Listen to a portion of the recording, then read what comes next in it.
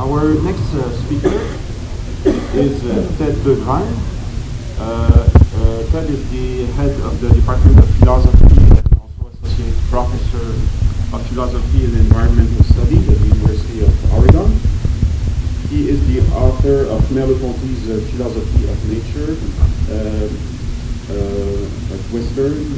Northwestern edition, 2009, and also the editor of the Merleau-Ponty Reader that appeared in 2007, and also the Nature's Edge Boundary Exploration in Ecological Theory and Practice.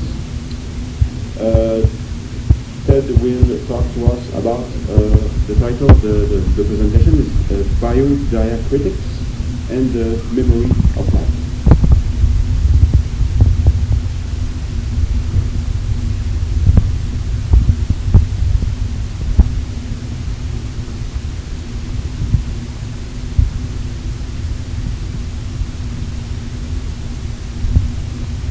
I'd like to express my gratitude and for the invitation to be part of this event.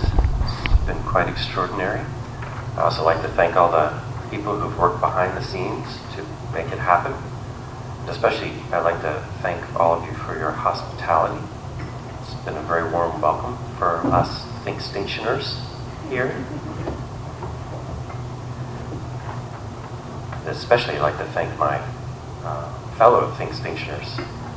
I think it's the kinds of events where scientists and humanists can come together and have a real conversation. Those are themselves rare, perhaps more and more endangered kinds of events, and this has really been quite wonderful. Thank you. Since its introduction around 25 years ago, the concept of biodiversity has come to dominate public perceptions of the value of nature, as well as conservation research and policy on an international scale, with endorsements that span from Pope John Paul II to the World Wildlife Fund.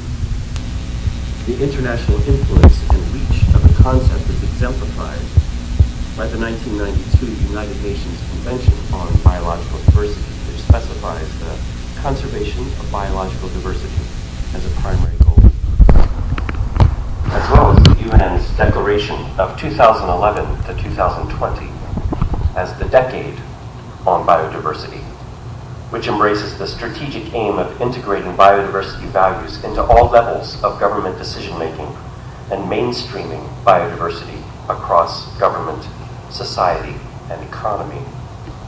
In short, within a few decades, biodiversity has become one of the most ubiquitous and widely embraced buzzwords for contemporary environmentalism. And this popular success is very much in keeping with the intentions of those scientists and conservationists who first promoted biodiversity for the sake of environmental propaganda.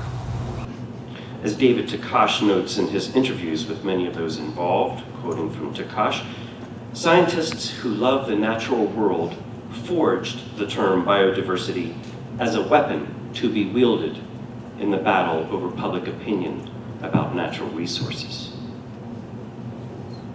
The success of their efforts is reflected in the immense investment of resources into the biological study and management application of biodiversity over the last 2 decades. So much so that ecological research since the late 1980s may well be described, in David Tillman's words, as the biodiversity revolution. Yet despite biodiversity's resonance within the public imaginary, it is far from obvious that this concept can live up to its reputation. Within the scientific context, biodiversity is currently understood to name the diversity or variability of life at all levels in a broadly inclusive sense. But there's a growing consensus among scientists and environmental philosophers that biodiversity in this broad sense is not empirically tractable in a way that could be applied in specific management contexts. Furthermore, the long-standing assumptions about the relationship between biodiversity and different kinds of ecosystem functioning such as the diversity stability hypothesis, more diverse, more stable. These have not been borne out by the scientific research. Although to date, at least 400 studies have attempted to link biodiversity and ecosystem function, these studies are very limited in scope. Nearly all focus on just one component of biodiversity, species richness. They tend to work with species assemblages that are easy to manipulate experimentally, such as terrestrially annual plants. And most have been conducted at very small scales of space and time, relative to the scale of ecosystems. Furthermore, many of these studies have been fraught with experimental design problems. Consequently, empirical evidence for a clear, consistent, and general relationship between biodiversity and any aspect of ecosystem functioning is very thin, leading biological ecologists Diane Srivastava and Mark Velland to conclude in 2005 that studies of the relationship between biodiversity and ecosystem function have, in their words, little to offer in the way of practical advice for conservation managers, unquote. More importantly, the popular justifications for attributing ethical value to biodiversity have been shown to suffer serious flaws. Donald Meyer examines what he takes to be the most promising of these arguments in his recent book, What's So Good About Biodiversity? And he finds them, quoting from Meyer, mostly so fragile that they crumble before modest scrutiny. In fact, he reports being stunned that he could not find, quoting again, a single argument that does not have serious logical flaws, crippling qualifications, or indefensible assumptions, unquote. The self-described aim of his book, then, is to declare the emperor naked in the hopes of saving what is truly valuable in nature from the harms to which it is increasingly subjected through the application of the misguided concept of biodiversity. Now, these contentious claims require a longer treatment, but it's not my intention to supply them here. I've developed this critique of biodiversity elsewhere in a paper co-authored with ecologist Brendan Bohannon and bioethicist Nikolai Morar, where we conclude that there are good reasons to doubt whether biodiversity provides any guidance for environmental decision makers or has any clearly established relationship with those aspects of nature about which we care the most. My topic for today is what follows from such a critique of biodiversity, and in particular, the question of whether we do, in fact, value life for its diversity per se. Now, this is a distinct question from whether we value any particular species, however rare, however charismatic, or any particular ecosystems, whatever their characteristics might be. The question is rather whether we value, for its own sake, the differences between the countless manifestations of life across their various levels. Now, a number of arguments for the normative force of biodiversity have tried to make the case that we do value such differences for their own sake. And it is just such arguments that Meyer has cataloged and critiqued.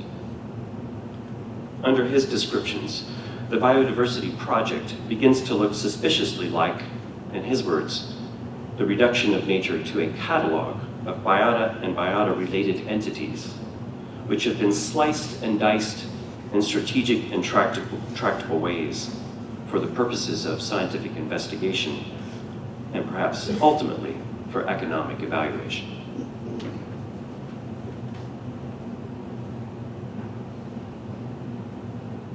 But in rejecting this biotic inventory approach, Meyer also sets aside anything like a value for the difference or variability of life as such. Are the differences within and between forms of life something that we genuinely care about? Now, my approach to this question is broadly phenomenological, by which I mean I'm interested first in accurately describing our intuitions of value. It may still be necessary to subject those intuitions to reflective evaluation and scrutiny. And by calling them intuitions, I mean only that we encounter them as direct objects of our experience, these values, rather than having arrived at them through some conscious or unconscious process of reasoning. But in calling them intuitions in this sense, I'm not implying that they're somehow fixed, natural, precognitive, hardwired, or unrevisable. Now, I should say, first of all, that there are good reasons to share Meyer's skepticism about whether we have any intuitions of value about the diversity of life as such, rather than about particular living kinds. The diversity of life is not anything that we perceive directly. It's not a thing, it's not a collection of things, it's precisely the differences between things. Furthermore, the introduction of biodiversity into public discourse parallels and is supported by commitments to cultural diversity and multiculturalism. David Hyde, for example, has argued that biodiversity and cultural diversity are two manifestations of what he calls the culture of diversity. And in his view, quoting from David Hyde, it is by no means a coincidence that despite the different origins of the two movements, their evolution took place more or less simultaneously, unquote. In developing this point, Hyde documents how the rhetoric of each movement has invoked the value of diversity in the other movement to bolster its case. This raises the question, at least, of whether we have simply transposed to the natural world a notion of diversity that derives its value from the politics of a particular socio-historical context. And in the case of multicultural diversity, we tacitly recognize that our aims are not to maximize diversity as such, but instead particular axes of diversity within specific ranges. Yet there's no room within the concept of biodiversity, per se, to differentiate good from bad diversity, as we undoubtedly do tacitly when we call to mind an image of such diversity that mirrors what we already find valuable in nature. The worry, then, is that perhaps nothing in nature corresponds to what we believe we are valuing with the notion of biodiversity, and that our tendency to project it there may really be a displacement of concerns with certain forms of human social diversity. Despite these cautions, I propose that our attraction to the concept of biodiversity does have a source in our ethical intuitions, even though it fails to capture these insights effectively. We do, in fact, value the differences, the variability of life for its own sake, but not according to the slice and dice model rightly rejected by Meyer. The alternative that I propose takes a start from considering the differences that constitute life as parallel to the differences that constitute a language, that is, as biodiacritical. This allows us to recognize an aspect of life's variability that is crucial to the ethical value that we recognize in it, namely, its embodiment of a specific evolutionary history, a memory of the contingent path that life has traced. Ask yourself, what is lost when a natural language vanishes? A language is nothing more than a system of differences. And yet these differences inscribe an entire cultural history by which they've come about. The same must be said about life, and this is what remains invisible to the conventional understanding of biodiversity. I'll proceed in 3 steps. First, I'll draw some insights from the diacritical account of language, perception, and ontology that French philosopher Maurice Merleau-Ponty developed starting in the 1950s on the basis of his readings of Ferdinand de Saussure and Paul Valéry. For Merleau-Ponty, the key insight of diacritical difference is that it describes a system consisting only of differences without positive terms. He presents this notion of the diacritical with respect to language in the opening lines of his 1952 essay, Indirect Language and the Voices of Silence. I read to you this quote from Merleau-Ponty. This is a key definition for the notion of the diacritical. Merleau-Ponty writes, "What we have learned from Saussure is that, taken singly, signs do not signify anything, and that each one of them does not so much express a meaning as mark a divergence of meaning between itself and other signs. Since the same can be said for all other signs, we may conclude that language is made of differences without terms, or more exactly, that the terms of language are engendered only by the differences which appear among them. End of the quote. Language is a system of differences without terms, but it hangs together as a system nonetheless, embodying what Merleau-Ponty calls, a little farther in this same essay, a unity of coexistence, quoting from Merleau-Ponty, a unity of coexistence like that of the sections of an arch which shoulder one another. End of the quote. Merleau-Ponty increasingly comes to recognize that this notion of diacritical difference as a unity without positive terms applies not only to language, but equally to perception and ultimately to ontology as such. With this notion of diacritical difference in mind, I turn in my second step to a consideration of biodiacritics as an alternative to biodiversity. Starting from some hints in Merleau-Ponty's remarks about life, I suggest that the diacritical perspective captures a certain phenomenological insight into the experience of life as difference. Not only, that is, as variability between a ready-made catalog of tractable units, but differences all the way down. Far from eliminating any sense of life's unity, though, a diacritical notion of life articulates our sense that life hangs together, that it has a unity of coexistence, like the sections of an arch, without this unity requiring anything like a Clemensian harmony of nature that's been so roundly rejected. And lastly, on the basis of this diacritics of life, I engage in a bit of biodiacritical hermeneutics. I appropriate this, I borrow this concept from the notion of diacritical hermeneutics that's been advanced by philosopher Richard Carney. Carney describes hermeneutics as, quoting from Carney, he describes it as the practice of discerning indirect, tacit, or elusive meanings, of sensing another sense beneath or beyond apparent sense. In attending to the beyond or beneath apparent sense, I'm particularly interested in the immemorial temporal dimension of our relationship to diacritical life.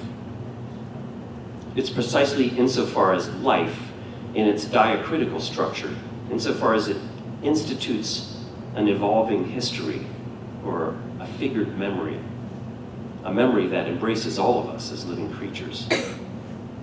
It's insofar as it institutes this figured memory that it commands our respect and hospitality. The first section, then, the diacritics of language and perception.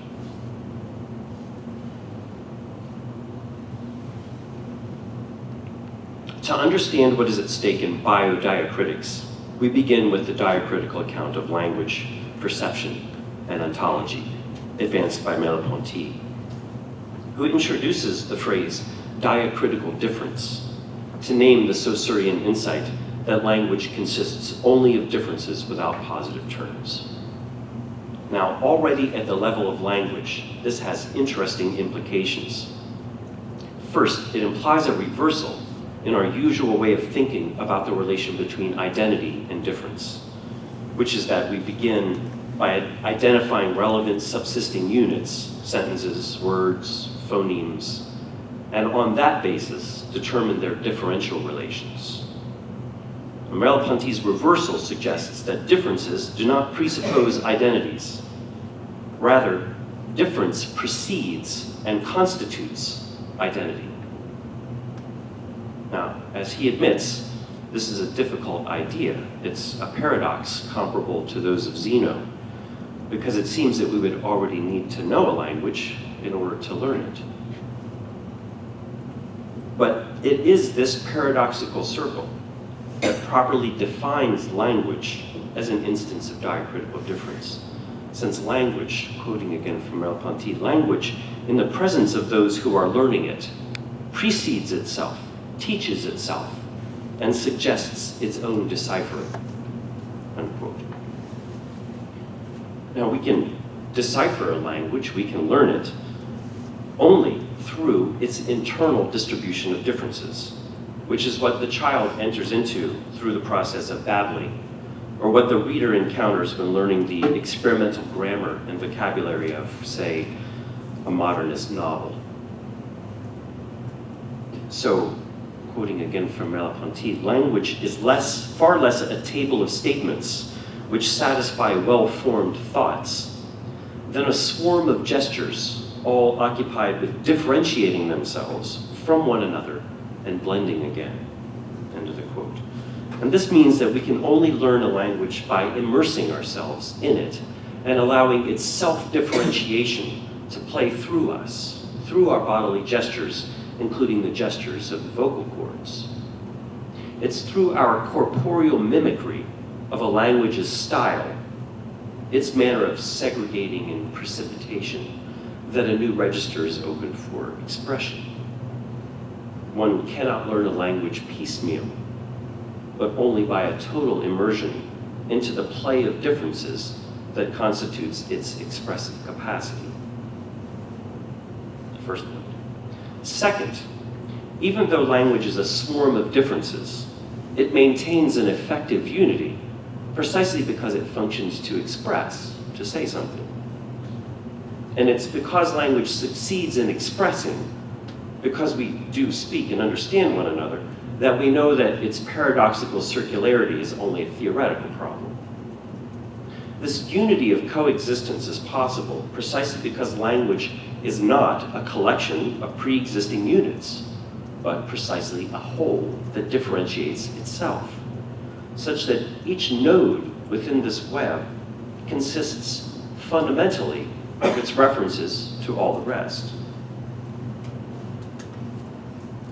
Quoting from Merleau-Ponty, it's the whole that possesses meaning, not each part. And then he adds, there is yet an immanence of the whole in the parts. It's because each of the parts is defined by its reflection of its divergence in relation to all the others. Furthermore, this system is in a constant ferment that incorporates semantic slippages and contingencies of all sorts, putting them into play to enrich its own expressive possibilities, and thereby converting the accidental into the meaningful and even into the rational. Merleau-Ponty calls this creative ferment originary or primary differentiation. He describes it as an inexhaustible power of differentiating, which leaves in its trail the sedimentations that we call words, syllables, letters. Now, we must resist the temptation to think of this system as a thing, or even as an assemblage of things, which is a temptation born of language's own tendency to cover its tracks as it leads us toward what it expresses. The meaning is in the whole, but it is not localizable, and certainly not in the sounds you hear or in the words on the page, which are only the traces of the process of differentiation and what it has left in its wake. The meaning of an expression is not contained in the words, but rather at their intersections and in the intervals between them, in their absences and their folds. Meaning requires these interruptions and intervals, just as the words on a page require space between them, or as the phrases that I utter require the punctuations of silence. We typically overlook the intervals, as well as the words, in favor of what we're speaking about, just as we see without ever giving notice to our eyes or to vision's regular interruption by their blinking. The third interesting consequence of the diacritical perspective, then, is that language is essentially indirect and elusive, precisely because its meaning rests in the intervals of difference. Merleau-Ponty goes so far as to say that all language is fundamentally silence. He's speaking here not of the sedimented words that populate dictionaries, which have perhaps become sufficiently fossilized to be affixed with a label, but rather of the event of expression as originary differentiation, where a lateral or oblique meaning begins to form among and between the jostling edges of words. It's when language is at its most expressive that it most keeps silent. And this returns us to Carney's definition of hermeneutics as the practice, quoting again that passage from Carney, the practice of discerning indirect, tacit, or lucid meanings, of sensing another sense beyond or beneath apparent sense. Rather than reading or listening past the silences, such a hermeneutics cultivates a listening between. It gives an ear to the silent call between the words. Now, I've spoken so far only about the diacritics of language, but Merleau-Ponty makes the compelling case that everything I've said so far about the diacritical structure of language also applies in its own fashion to the sensible world and to the sensing body within it. In a note titled Perception and Language from 1959, Merleau-Ponty writes, quoting here, it's a little working note rather than published text, I describe perception as a diacritical, relative, oppositional system. The primordial space as topological, that is, cut out in a total voluminosity which surrounds me, in which I am, which is behind me as well as before me. But there is all the same this difference between perception and language, that I see the perceived things, and that the significations, on the contrary, are invisible. The only thing, finally, that is seen in the full sense is the totality wherein the sensibles are cut out. End of the quote. As this note already intimates, the sensible and language, or the visible and the invisible, turn out to be the primary axes of Merleau-Ponty's later ontology. Philosophers refer to as the ontology of flesh. And Merleau-Ponty arrives at this ontology by following through the implications of diacritical difference that he had first described with respect to language. We can see this development already at work in much earlier texts. 1953 course has the following passage in it. Consider sensation itself, the act of sensing, as the intervention of a figure on a ground. Modulation, as a sound modulates silence, as a color modulates an open space by varying it. Every sign is diacritical. End of the quote. Now, the reference here to sensation as always involving a figure on a ground calls to mind Merleau-Ponty's earlier descriptions of perception as always having a gestalt structure. When I see, hear, smell, something must stand out against a background. It has to differentiate itself from a level that's taken as a norm. And we should notice here that this figure ground structure is essentially differential. The figure can only be determined in relation to a ground that it is not. And it becomes a figure only by differentiating itself from a ground. So if a figure on a ground is the simplest moment of perception, then perception can have no positive or self-identical terms. Now, with diacritics, we move beyond the simple figure ground structure to recognize that every node or every fold within the system of perception, in this case, echoes the modulations of all the others, and that such foldings incessantly institute new levels and dissolve old ones, pell-mell, entangled, baroque. And this is precisely the insight of the diacritical system to which Merleau-Ponty will, in the end, give the name flesh. So, a quote from 1959, replace the notions of concept, idea, mind, representation with the notions of dimensions, articulation, level, hinges, pivots, configuration. The point of departure equals the critique of the usual conception of the thing and its properties, critique of positive signification. differences between significations. Signification as a gap founded on this diacritical conception. End of the quote.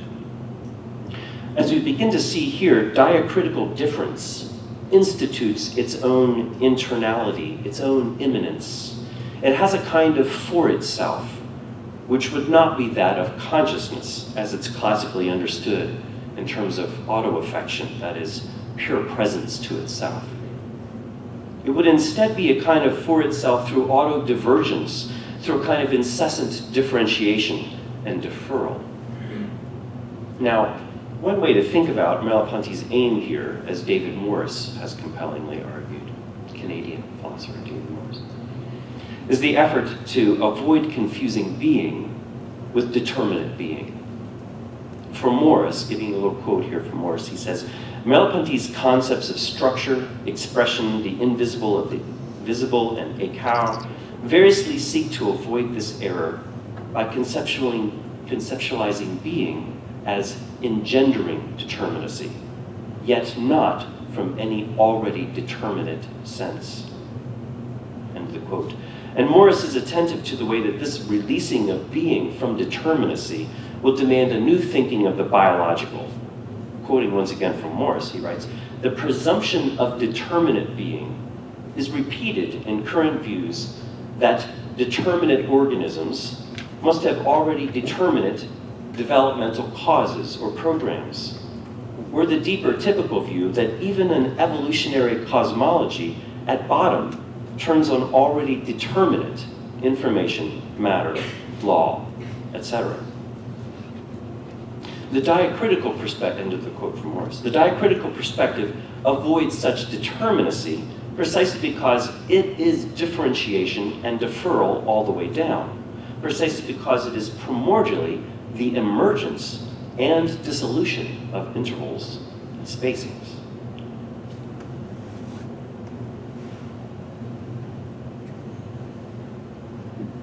This brings me to my second part, diacritical life. Let me return then to the specific question of what this means for a possible biodiacritics, for a diacritical conception of life. And for a start, I want to recall Heidegger's lesson, or those are fighting words, right? Heidegger's, anyone mention Heidegger? Heidegger's lesson, that life is not a discovery of biology, but rather something that biology, to the extent that life is its subject matter, must always presuppose. Heidegger explains the matter as follows in the third volume of his lectures on Nietzsche, quoting from Heidegger. As a science, all biology must already presupposes a more or less explicitly drawn essential delimitation of appearances that constitute its realm of objects. This realm is that of living beings. Underlying the delimitation of this realm, there is again a preconception of what distinguishes and sets apart living beings as such, namely, life. The essential realm in which biology moves can itself never be posited and grounded by biology as a science, but can always only be presupposed, adopted, confirmed. End of the quote from Heidegger. Now, whether it remains true that the science of biology today, in its varied interdisciplinary forms, molecular biology or biogeochemistry, whether it presupposes any sense of life as its focal realm, I think that's open to debate. But Heidegger's point is that a pre-theoretical experience of life, life as a phenomenon, precedes any biological investigation of living things and cannot be derived from it. And whether or not contemporary biology addresses itself to life, human beings certainly continue to do so, particularly insofar as life challenges us to respond to it with a proper hospitality. My suggestion then is that this pre-theoretical understanding of life is fundamentally diacritical, not unlike our pre-theoretical immersion into the sensible and the linguistic fields. Although his remarks concerning the diacritics of life are brief and condensed, I think we can already locate a proposal along these lines in Merleau-Ponty's thought. He writes the following. Life is not a separable thing, but an investment, a singular point, a hollow in being, an invariant ontological relief, the establishment of a level around which the divergences begin forming, a kind of being that functions like an arch. But life is not negativity. It is a pattern of negations, a system of opposition that means that what is not this is that. End of the quote. So I want you to recall that it is precisely this example of the arch, the stones that hold each other up without any external support, by which Merleau-Ponty first characterized diacritical difference in the case of language years earlier. And as I've already mentioned, this figure of the arch suggests a kind of hanging together, a kind of unity of interdependence, what Merleau-Ponty had called a unity of coexistence. This kind of hanging together might sound dangerously close to the organicist conception of ecology put forward at the beginning of the 20th century by Henry Cowles and Frederick Clements, which would later inspire the popularized notion of ecology as a science of interdependence, balance, and harmony. It's the virtue of biodiacritics, however, that it gives us a basis for thinking the hanging together of life that avoids both the finalism of a Clementsian superorganism and the mechanism of Arthur Tansley's ecosystem.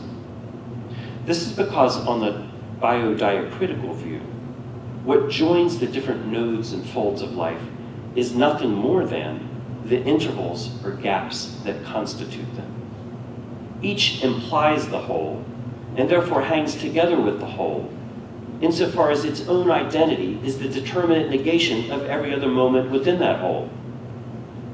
Just as a gestalt joins figure with ground, precisely insofar as it differentiates them, so biodiacritics connects every level and aspect of life as moments of its own dehiscence. And there's nothing metaphysically mysterious about this sense of hanging together through difference rather than identity, since it's what we rely on constantly in the case of language and perception. More generally, the superorganism and the ecosystem are both models for thinking life that start from determinate being, which makes them incapable of grasping the emergence of determinacy from a primordially indeterminate process of differentiation itself. What escapes them both, in other words, is that life's self-differentiation is a process of expression, that is, of the auto-production of sense. It's because this auto-production of sense has no transcendent guide or invisible hand that it can incorporate into its movement, just as does language, all manner of accidents and historical contingencies. 3 minutes. Wow, okay. 3 minutes. How did that happen? I think I started late. Did I start late? Okay, let's keep going. Evolutionary biologist George Williams compellingly makes this case in relation to the eye, that favorite of intelligent design theorists from William Paley to the present. The vertebrate eye achieves its function quite marvelously, but rather than offering an example of intelligent design, Williams argues, it's actually rather stupidly designed, given the functionally arbitrary and even downright maladaptive features that it must overcome, such as the inversion of the retina, which requires light to pass through the nerves and blood cells before reaching the rods and cones, and the placement of the optic nerve on the wrong side of the sensing layer, so that it has to pass through a hole in the retina to reach the brain. This hole in the retina is the cause for the so-called blind spot. Now, there are many examples of such maladaptive historical legacies, according to Williams, and every organism manifests features that are functionally arbitrary or maladaptive. But the point is that just as language converts contingency into meaning by orienting itself toward the task of expressing, so evolution transmutes the lead of historical contingency into the gold of a functioning organism, into an eye that, despite its inherited blind spot, serves to see. Now, I was going to talk a bit about natural selection and expression and creativity, but I think We'll have to drop that out. Our description so far should help us to measure the distance between biodiacritics and the received view of biodiversity. When you hear the word biodiversity, it probably brings to mind for you a particular mental image, a place you visited, something you saw on YouTube. And it's probably a place with a lot of visually obvious variation. The maximally diverse grouping of species that your mental powers can muster, right? Do it. Voila, biodiversity, right? You got it in mind.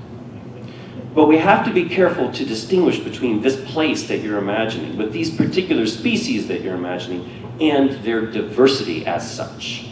To arrive at their diversity, we must first determine our level of analysis, genetic, taxonomic, ecosystemic, and within that level, the composition, structure, or function under consideration. In short, we have to identify the units and then measure how many we have and how different they are from each other. But once we've shifted to a consideration of the differences as such, to the biodiversity as such, we're no longer concerned with these particular individuals or these particular genes, species, ecosystems, because obviously we could swap out one for another and maintain the same level of diversity. We might even increase the diversity if the one we swap out is more different from the others than the one we removed. So the first point is that biodiversity, as the differences between the units under consideration, is not to be confused with the units themselves, and preserving a certain degree of biodiversity does not guarantee preserving any particular species or gene or ecosystem.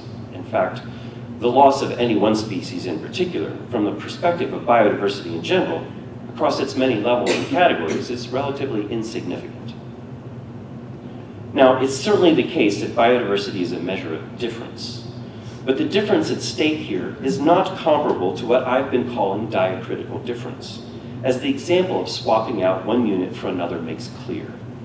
This shows that biodiversity presupposes the identity of the units in question. It treats this identity as independent of the differences that these units have from each other or the whole. In other words, the measurement of diversity presupposes determinate being.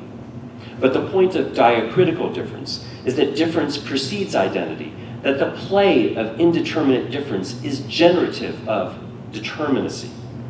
On this understanding, each node in the web of difference, each gene, each species, each ecosystem, is what it is, only in terms of its imminently articulated difference from all the others. It's different from each of them in specific and concrete ways, is what makes it salient as a particular node or fold within the whole that it instantiates. Each moment emerges like a figure from the complex ground of life as a whole, and so its identity bears a non-substitutable reference to this whole and to its situation within it. And so from a diacritical perspective, the substitution of a single unit is a transformation of the whole and of all the differential relations of which it is composed. All right, we're going to get there. To put this another way, when biodiversity aims to measure difference, it inevitably obscures the intervals, the deferrals, the gaps by which biodiacritics is defined, since it takes determinate identities as its starting point. But as I've said, the expressive moment of differentiation is located precisely in such intervals. Life is located not in its units, but in the productive and expressive self-generation of the whole. And if we have some hesitations about the substitutability of any particular life for another, this may be because our pre-theoretical intuitions about life reveal to us this manner of its hanging together. If we can adjust our sensibilities to consider the interval itself, to practice a hermeneutics of the sense beyond or beneath apparent sense, we will see that the intervals are not merely spatial gaps, like blank spaces on a page, but that they are also temporal. They are, in fact, a form of memory. From the perspective of biodiversity, it's easy to forget one species in favor of another, since their differences are of a common coin. But for biodiacritics, there can be no such forgetting. Let me clarify briefly this point about the memory of life by returning to George Williams' account of evolutionary maladaptations. For Williams, the example of the eye illustrates the historicity of the evolutionary process, the fact that a particular historical legacy is written into the bodies of all living things.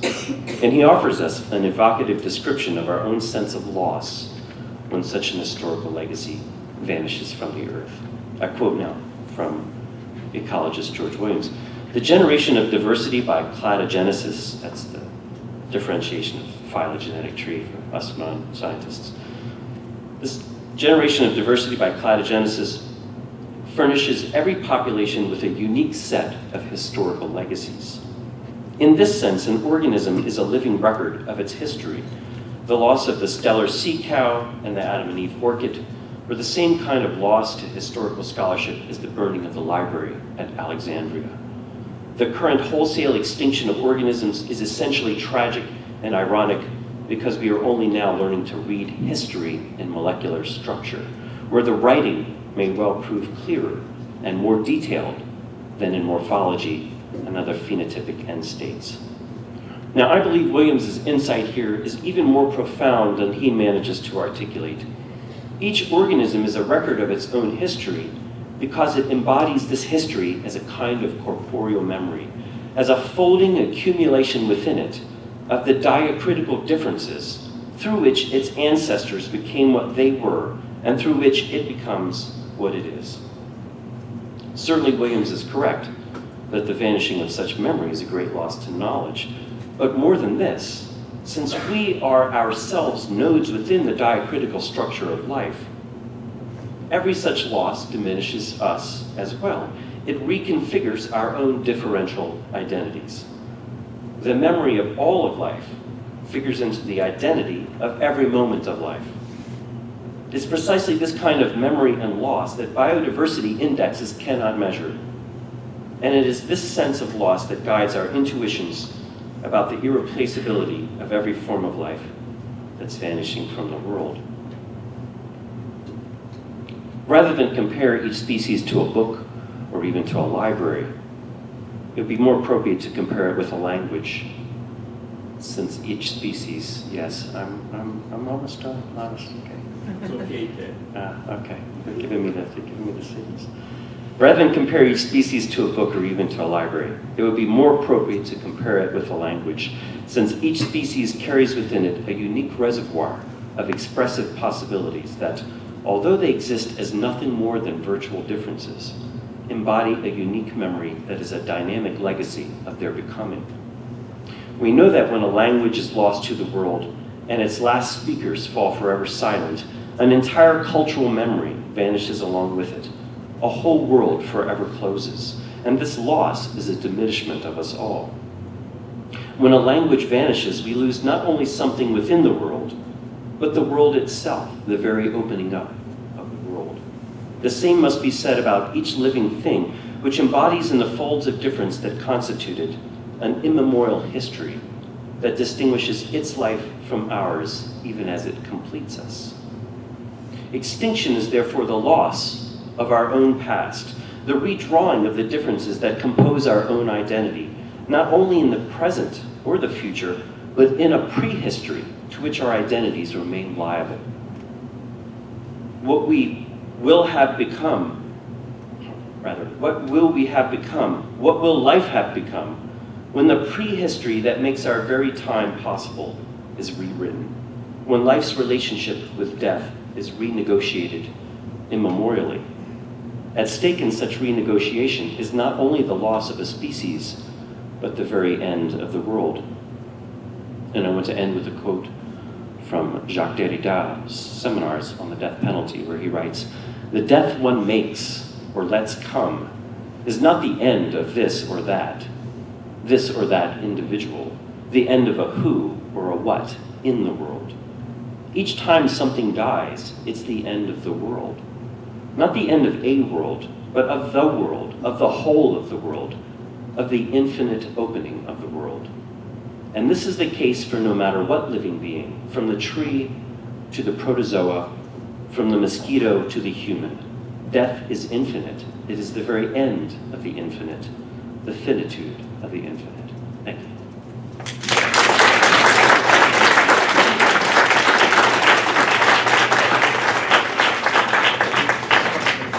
Thank you very much. Thank you. We have time for a question, maybe 7-8 minutes.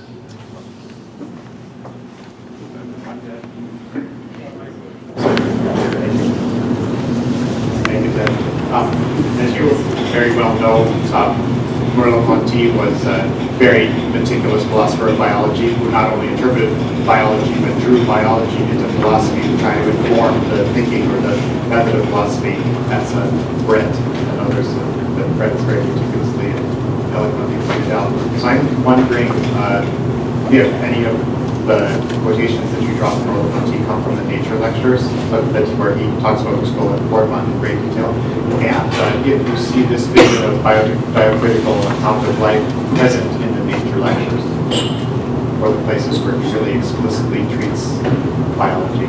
Yes, absolutely. So the passage that I read, there's only one little passage that I've been able to discover in Merleau-Ponty where, so I've been working with biologists on this critique of biodiversity and was myself struggling with the notion of, well, is there something we're attached to in the variability of life itself? And this notion of the relationship between the loss of a species and the loss of a natural language kind of came to me, and I was sort of struggling to think that through. When I then kind of discovered this notion of diacritics as a way of thinking about the structures of life. And there's just one passage in Merleau-Ponty where he talks about life as diacritical, and it is in the nature lectures. And it does follow on his readings of a number of biologists thinking about the ways that, and of course there's been a lot of work since that time, so we can't just read 60-year-old biologists and think that they're giving us the current story, right? But there's a lot of attention there to embryological development and the way that the whole is anticipated in the development of the parts. Right? This has, of course, been a classic problem for biologists and for philosophers of biology. And Merleau-Ponty introduces this notion of thinking about life as having the diacritical structure of a language within the context of trying to make sense of embryological development in those lectures. So. The chair will choose now one.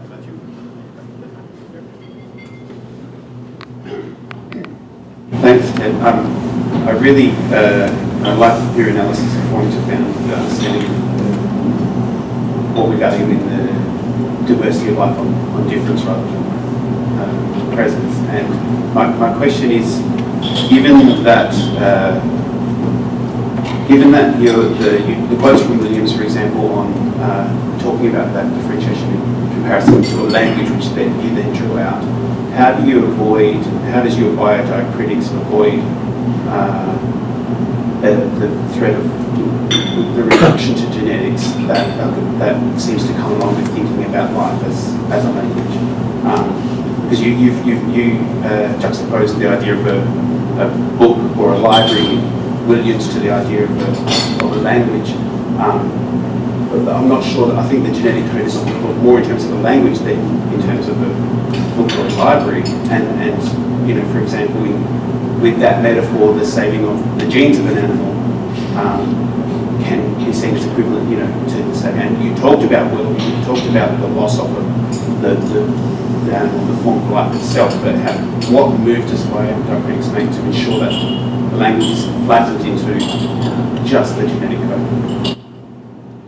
Yeah, that's a good question, and in fact, I would not have read that implication into my own way of presenting it, but I think it makes sense and it's good to guard against. You know, I can't imagine us thinking that when we're talking about saving a natural language, I can't imagine us thinking that we could somehow extract this from the place and the people and the culture in which it emerged. I think we see it as inherently bound up with those. And I haven't wanted to suggest in talking about understanding forms of life as themselves diacritically related.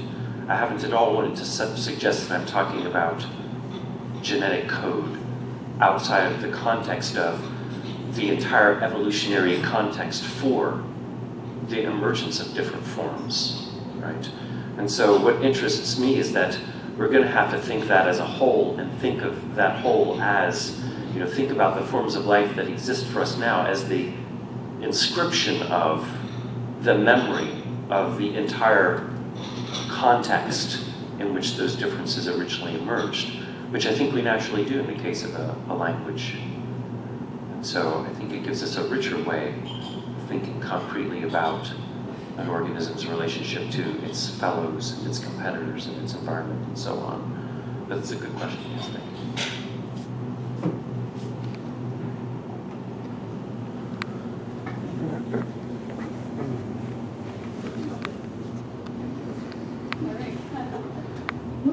Man has spoken.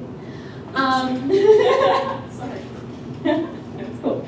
I actually had a few questions, but I might actually ask the one that is related to the question that was just asked. Because as you were talking about the idea of genetic difference, or of difference between organisms, for example, as sort of constituting the significant part of how we understand biodiversity, I kept thinking of a biological concept with which I am only minutely familiar, called genetic difference, or distance rather, right? And if I understand the concept of genetic distance correctly, it's a way of statistically sort of talking about how far away or how different organisms are from each other.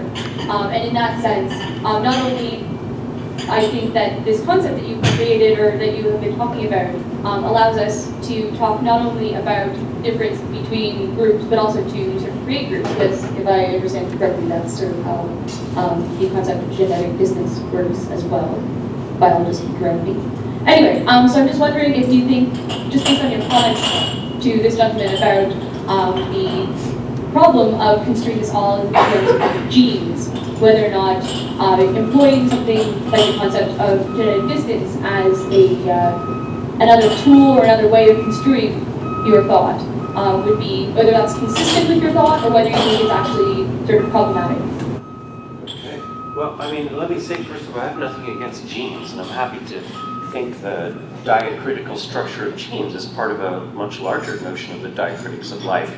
So, and my response to the previous question was just that I didn't want this to suggest that I'm wanting to reduce everything to language understood as genetic coding or something like that, but I'm happy for that to be a part of the overall thing. And I'm very interested in and excited about ways of thinking phylogenetic history as inscribed memory.